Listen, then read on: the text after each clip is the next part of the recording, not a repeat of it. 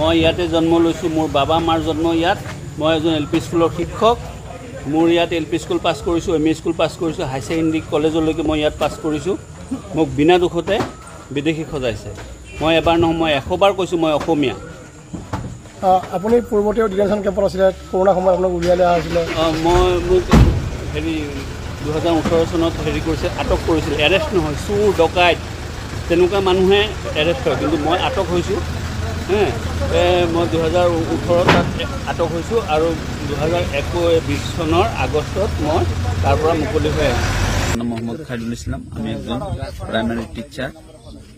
আমার স্টেট হইল আসাম, ইন্ডিয়ার একটা অংশ হইল, একটা স্টেট হইল আসাম। এই আসামের মরিগাঁও জেলার Mikirbheta PS post office Mikirbheta, আর আমার গ্রাম হইল খান্দাপুকুরি।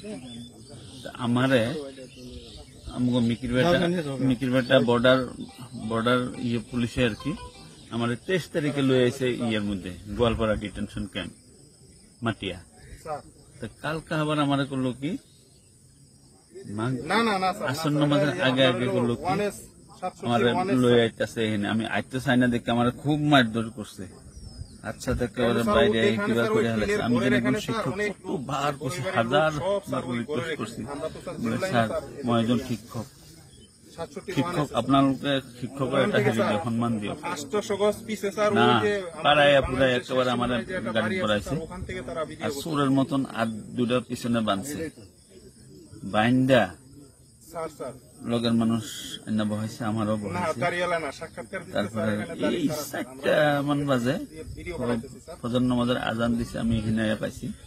4টা মান বাজে আমার 14 জন মিলাই, 14 জন মানুষ মিলাই মানে আমার হিন্দা পার করে দিছে বিএসএফ। আচ্ছা, আরেকটি কথা, আপনার স্কুলের নামটা কি? আমার স্কুলের নাম ঠেংখালি খান্দাপুকুরি এলপি স্কুল। আপনার তারা কোথায় থেকে ধরলো, সীমান্ত থেকে না ওখানে শহরের কোথা থেকে ধরছে? আমার ঘরে তো আটক করে আনছে, আনার পরে ক্যাম্পে রাখছে। আপনার ঘরটা কি সীমান্তের কাছাকাছি? না না, অনেক ভিতরে। আচ্ছা, এখানে কি আপনি কতদিন ধরে ইন্ডিয়ায় বসবাস করেন? আমি তো স্বাধীন হওয়ার আগে আমার বাবা মায় জন্ম হেনে বসবাস করছে। ভারত স্বাধীন ভারতের আদিবাসী। হ্যাঁ। আপনার স্কুলটির নাম কি? আমার স্কুলের নাম হলো ঠেংখালি খান্দাপুকুরি প্রাথমিক বিদ্যালয়।